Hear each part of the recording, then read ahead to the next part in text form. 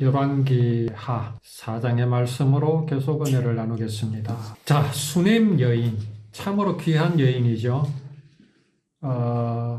바알과 아세라가 완전히 점령하고 있는 그 북쪽 이스라엘에서 정말 율법은 법이 아니라 언약이고, 율법에 기록하여 지키게 하신 모든 모양과 모습이 하나님께서 예정하시고 뜻으로 정하신 구원을 이루실 약속이심을 믿고 그렇게 율법을 지키는, 참 찾아보기 드문 그런 여인입니다. 이 여인이 얼마나 복음을 사랑했는지, 엘리사를 위해서 늘 엘리사가 자기 집 앞으로 지나갈 때면 꼭 그를 초청해서 같이 음식도 먹고 또 말씀을 나누는 그런 여인이었습니다. 여기에서 더 나아가서 엘리사를 위해서 그 옥상에다가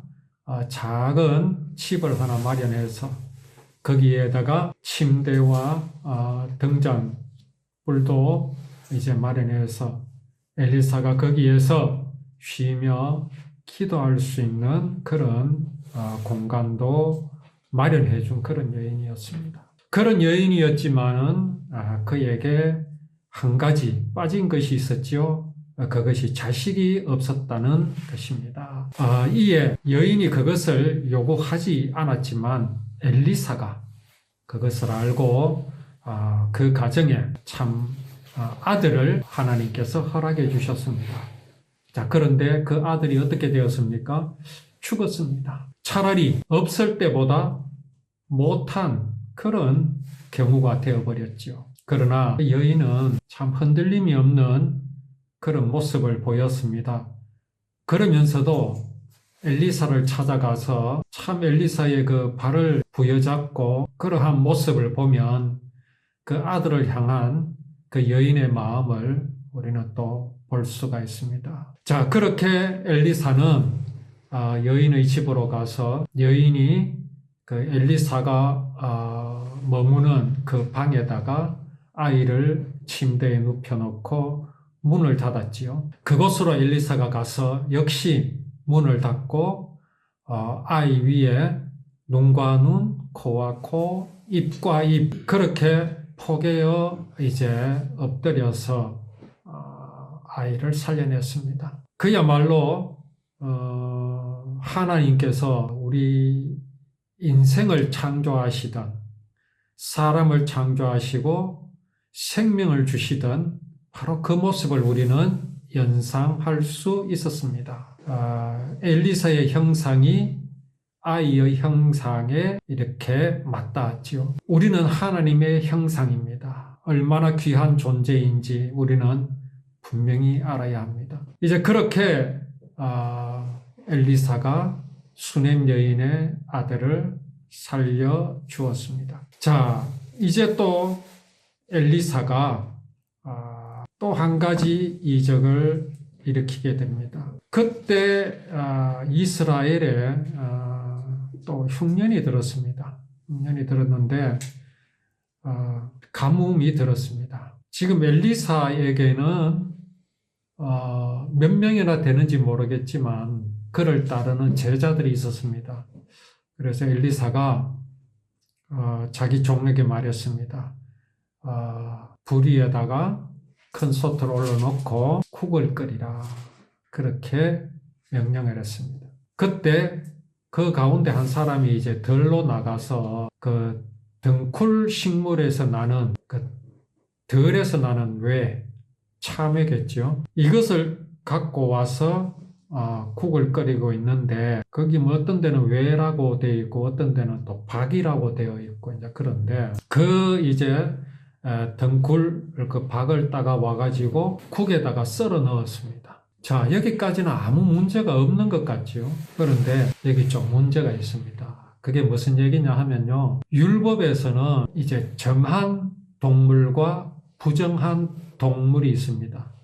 그래서 정한 짐승의 고기는 먹을 수 있지만 부정한 짐승의 고기는 먹지 말게 하셨습니다.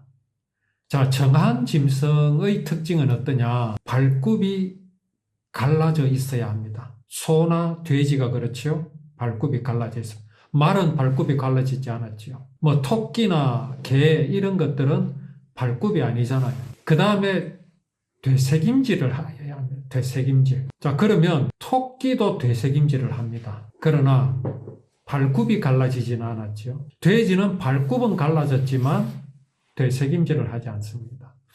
이게 무슨 의미일까요?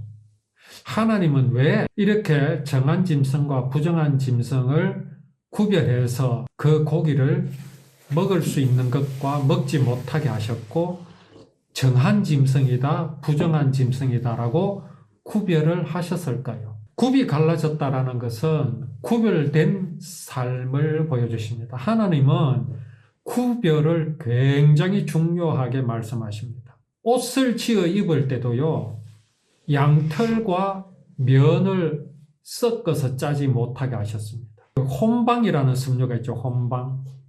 혼방이라는 섬유는요, 모직과 나일론이나 다른 섬유와 섞어서 짜는 것을 혼방이라고 합니다.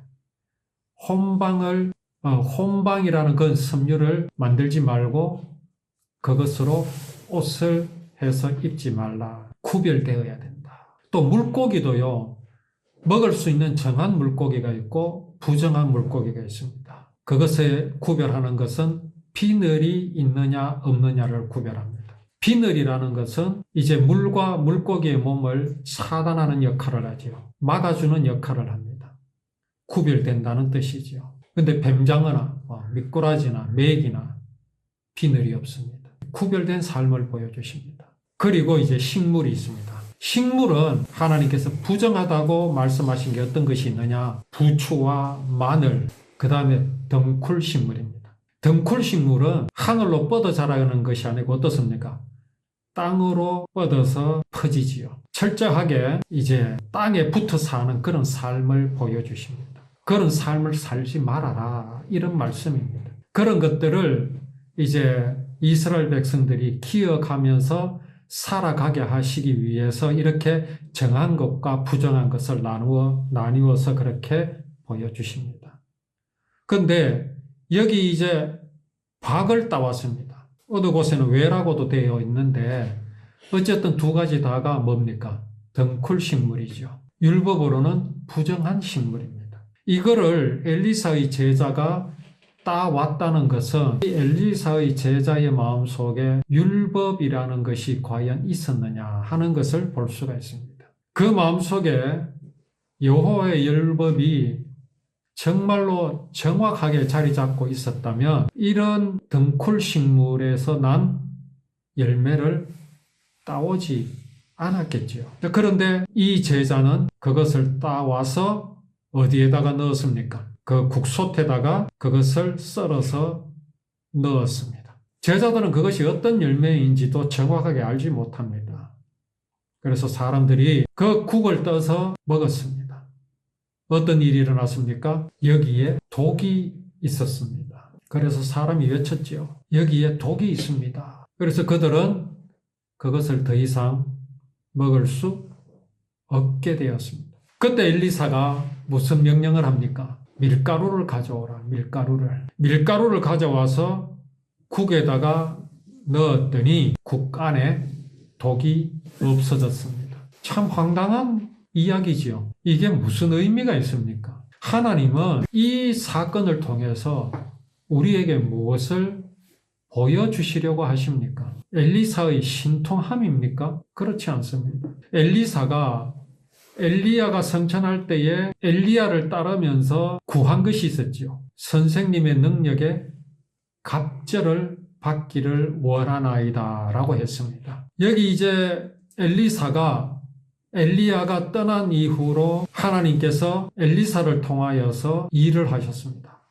이적을 보여주셨습니다. 그 기름병으로 시작해서 수넴 여인, 그리고 여기 이제 독이 있는 국을 밀가루를 넣음으로 해독한 이런 일들이 지금 일어나고 있는데 정확하게 엘리사는 엘리야의 행함에 갑절을 행하였다고 성경에 기록되어 있습니다. 이것이 왜 중요한 것일까요? 예수님의 이적이 왜 중요한 것일까요? 그게 하나의 그냥 이적이고 기적이라면 사실 아무 의미가 없습니다. 모세가 자기가 가지고 있는 지팡이를 던지니까 뭘로 변했습니까? 뱀으로 변했지요. 그걸 누구도 했습니까? 바로의 마술사도 똑같이 했습니다. 무슨 의미가 있습니까? 그런데 모세의 지팡이가 변한 뱀이 바로의 마술사들이 행했던 그 뱀을 삼켜버렸습니다. 무슨 의미를 보여주실까요? 하나님의 살아계심을 보여주십니다. 여기 엘리사의 제자들은 이 일을 통해서 분명히 발견해야 되는 것이 있습니다. 분명히 발견하여야 할 것이 있습니다. 아, 신통하다. 우리 스승님은 정말 대단하시구나. 그것은요, 아무 유익이 없습니다. 그건 그들의 주목이 어디로 향하는 겁니까? 엘리사에게로 향하는 겁니다. 이것은 아무런 의미가 없습니다. 엘리사의 제자들은 엘리사로부터 무엇을 듣고 무엇을 배웁니까? 율법은 법이 아니라 언약이라는 사실을 늘 배우고 듣습니다. 그 말씀이 진리가 되어야 합니다. 지금 이스라엘은 왜 무너져 있습니까? 왜 이스라엘이 하나님은 사라지고 바알과 아세라가 판을 치며 점령하게 되었습니까? 그들이 하나님을 하나님으로 여기지 않게 된 이유가 무엇입니까? 그것은요, 율법 알기를 그냥 법으로 알기 때문에 그렇습니다. 사람 안에 있는 신념, 그 신념이 무엇입니까? 사람이 하나님과 같이 될 수 있다고 하는 그 신념에 이끌려서 율법을 언약으로 바라볼 줄을 모릅니다. 전혀 익숙하지 않는 것이기 때문에 그렇습니다. 율법을 법으로 바라봐야 사람의 신념과 어울리고 어색하지 않습니다. 율법을 언약으로 믿으려면요, 내 신념과 반대가 되어야 됩니다. 사람의 신념과 완전히 반대가 되어야 됩니다. 율법은 뭐를 보여주십니까? 내가 구원을 받고 죄 사함을 받는 것은 전적으로 하나님의 은혜로 된다는 것이 바로 율법이 보여주시는 하나님의 뜻입니다. 정말 그렇습니까? 정말 그렇습니다. 어떤 사람이 부지 중에 죄를 범하였습니다. 율법을 어겼습니다. 그런데 이 사람이 죄를 깨닫지 못합니다. 죄를 저질러 놓고도 죄를 깨닫지 못합니다. 왜 깨닫지 못할까요? 가늠한 여인을 예수님께로 끌고 온 자들은 저들은 죄가 없다라고 생각하고 그렇게 살아갔습니다. 죄를 깨닫지 못했어요. 무슨 죄를 깨닫지 못했습니까? 저 여인은 가늠하였지만 나는 가늠하지 않았다. 죄를 깨닫지 못했습니다. 자기들은 죄를 저지르지 않았다는 거죠. 가늠하지 않았다는 겁니다. 왜요? 율법을 볼 때 그렇다는 거죠. 내가 율법으로 볼 때 나는 가늠하지 않았다. 그러나 진실로 율법 앞에 서 있지 못하기 때문에 그런 겁니다. 율법은요, 사람으로 하여금 죄를 깨닫게 해주십니다. 그들이 진짜로 율법을 만났습니다. 율법을 주신 하나님을 만났습니다.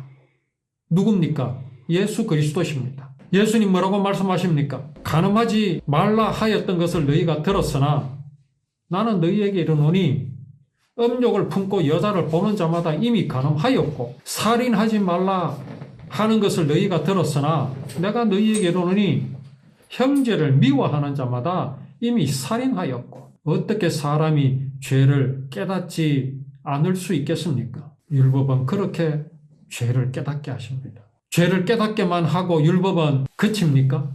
아닙니다. 그렇게 죄를 깨달은 사람에게 하나님께서는 무엇을 또 요구하셨습니까? 양이나 소, 희생 제물을 끌고 오너라. 그러면 제사장이 그 머리에 안수한다. 안수하게 되면 하나님께서는 그 사람의 죄악을 바로 희생 제물에게 담당하실 것이다. 그렇게 이스라엘 백성들은 희생 양, 희생 제물을 하나님께로 끌고 왔습니다. 엘리사는 이 율법을 제자들에게 가르쳤습니다. 이 율법이 무엇이냐? 이러한 모습과 모양으로 구원을 이루실 하나님의 구원을 그들에게 전했습니다. 그런데 여기 지금 엘리사의 제자 중에 한 사람은 이 율법을 똑바로 듣지 않았던 겁니다. 정말 하나님의 뜻을 올바르게 깨닫지 못했던 것입니다. 덩굴 식물이 땅으로 뻗어 자란다는 그것은 무엇을 보여주십니까? 사람의 방법대로 사는 겁니다. 사람의 생각대로 사는 겁니다. 신념에 익숙한 방법대로 사는 모습을 보여줍니다. 그거 먹지 마라. 그런 삶을 살지 말라. 이것을 이 사람은 똑바로 알아듣지 못했던 겁니다.